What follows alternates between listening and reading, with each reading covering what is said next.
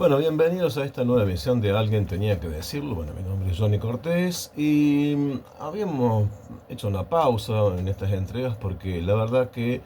la fantasía termina generando realidades. Hay cuestiones increíbles que van sucediendo, como más de 100 muertos por el fentanilo, el 3% en las coimas de la Agencia Nacional de Discapacidad, un narcodiputado que dice que no recibió plata y la justicia de Estados Unidos dice que sí, le pagó directamente a él, un presidente que defiende absolutamente a todos, que echó a gente que, Diana Mondino por ejemplo, que por opinar distinto en la política internacional, 150 funcionarios despedidos y resulta que los que están enquistados y cerca del poder no han sido removidos y han sido bancados por el gobierno de Milei en esta previa de la campaña electoral del 26 de octubre y que, bueno, todo indica que la realidad se los va a llevar puestos, ¿no? Eso todo va indicando de que a los libertarios les queda como poco margen para sobrevivir haciendo lo que hacen, ¿no? Podrían hacerlo de otra forma. Y en el escenario de Córdoba tenemos esta cuestión que quiero refrescar de alguna forma, ¿no? En el 2015 es archisabido que Schiaretti con sus laderos mandó a votar a Macri y eso generó un gobierno neoliberal eh, por el odio antikirchnerista y antipopular de Schiaretti, le dio a su ex jefe, porque en el fondo sabemos que Schiaretti fue el contador del grupo SOCMA durante casi 2 décadas, con, cuando, por ejemplo, esas sociedades hacían contrabandos de autos de Uruguay hacia Argentina por este régimen de exhibición de impuestos. Schiaretti estaba allí y luego eh, genera una candidatura para sacarle votos a Massa, votos peronistas a Massa, cosa que logra, y luego manda a votar a Milei. Ahora vamos a saber la verdad. De ese 70% que sacó Milei en Córdoba, ahora que Schiaretti juega en primera siendo candidato él, van a ver cuánto pierde Milei en Córdoba de eso que antes votaban neoliberales y después terminaron eh,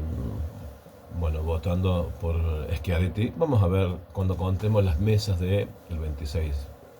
de octubre. Por otro lado, Yarzora y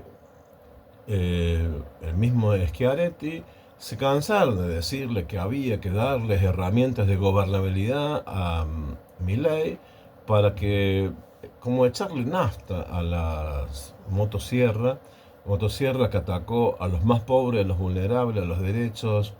a la salud, a la educación. Por ejemplo, los docentes, como es mi caso, hemos perdido el incentivo docente. En mi caso particular, son más de 2 millones de pesos de pérdida desde que está Milei, más todo lo que se perdió por el desfasaje entre la forma de medir la inflación y los aumentos que logramos con el gobierno de Yarzora. O sea que Yarzora es la nafta de la motosierra de Milei y ahora se declara como opositor cuando ven que es un gobierno que ha caído en desgracia y que va a estrellarse contra la pared. En Buenos Aires le suelen decir va a chocar la calecita y es lo que aparentemente le va a terminar sucediendo más temprano que tarde. Y entonces aparece una oferta electoral de Natalia de la Sota. Bueno, Natalia de la Sota, que sí empezó a plantear hace un tiempo atrás, no mucho, pero hace un tiempo atrás, diferencias sustanciales sobre la crueldad, sobre cómo se va abandonando a los más debilitados para favorecer a las clases más encumbradas y más poderosas de la Argentina. Solamente con el tipo de cambio ha beneficiado a un sector agroexportador que representa solamente el 10% de la población. O sea, que en este modelo económico de bicicleta financiera, de carry trade y de exportación de productos primarios, tenemos que hay el 10% de la población sobra el 90%. Es un modelo donde la mayoría sobramos. Bueno, Natalia de la Sota empieza a denunciar un poco eso, pero la tropa genuina, que algunas veces se armaron desde Buenos Aires con una llamada telefónica, acá a 2 cuadras de mi casa, en la Sociedad de Belgrano, en el lanzamiento de la candidatura de Pablo Carro, que después le pidieron que se baje para seducir a un Schiaretti que ya era antikirchnerista y antiperonista. ¿no? Deliberado. No usa ni siquiera ninguna de esas denominaciones en estas arquitecturas que arma de campaña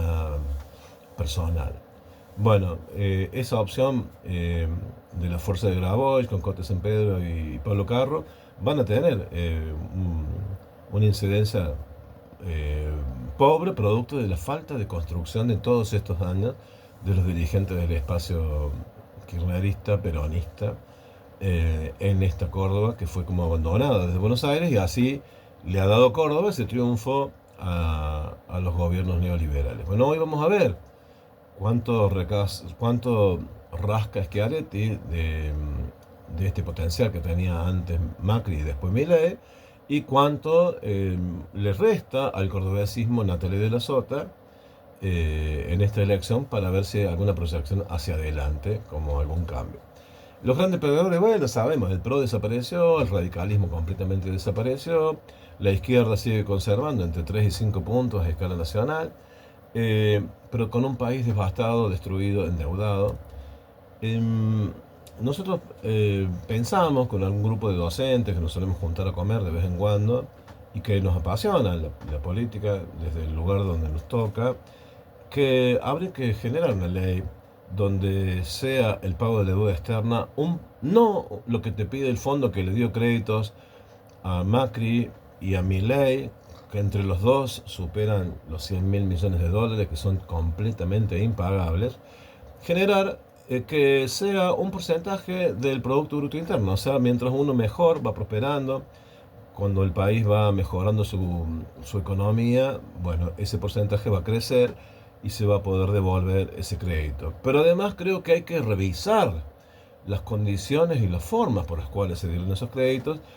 algunos que yo considero ilegítimos y otros que considero ilegítimos y además ilegales, por lo tanto, de dudoso pago, independientemente de las sanciones que a algunos le tienen miedo. Ya estamos fuera del mundo, 1.300, 1.400 puntos básicos de riesgo país, no tenemos ningún financiamiento más que de los amigos que quieren que este país sea una colonia. Por lo tanto, hay que repensar también en un futuro cercano, porque mientras el imperio norteamericano se desploma, la moneda va cayendo en mínimos históricos y que la potencia emergente es China, tenemos una oportunidad en la propia devaluación del dólar, o sea que cada vez valga menos, y empezar a comerciar en un futuro gobierno peronista de coalición, seguro yo, así por lo menos yo lo imagino, más ligado a los intereses del país nuestro y sus relaciones y lazos con los BRICS. Esa sería una oportunidad de y dejar de lado la inflación medida en términos de dólares y suceder una industria y una capitalización del Banco Central y de las potencialidades de este país, mirando otras monedas y otros mercados emergentes. Y además habría que revisar la ley de entidades financieras del gobierno militar del 76-83 de Videla, ¿no? Martínez Dios, donde se permitió crear empresas para formación de activos en Argentina y poder exportarlos y llevarlos a paraísos fiscales, donde todos los garcas de este país tienen en paraísos fiscales su capital y no siempre declarado y no siempre bien habido. Esa ley hay que eliminarla y prohibir dos cosas. Primero, que se formen esos capitales y que se lo puedan sacar de la Argentina sin costo fiscal, ¿no? Y por otro lado, quien tenga esos activos declarados en el exterior no pueda ser candidato a nada, ni a concejal, ni a presidente de un club, una especie, ellos dicen ficha limpia. Bueno, yo pienso en esta cuestión de sin fichas directamente, o sea, sos alguien que no podés actuar en Argentina porque tus intereses están en otros países o tu dinero está ayudando a que las economías de otros países florezcan mientras se hunde a pedazos la tuya. Bueno, queríamos un poco compartir esta previa de las elecciones de octubre eh, con gente que de mi entorno, por lo menos, gente completamente endeudada con la tarjeta, refinanciada 2 veces, con la angustia de no llegar a fin de mes y no saber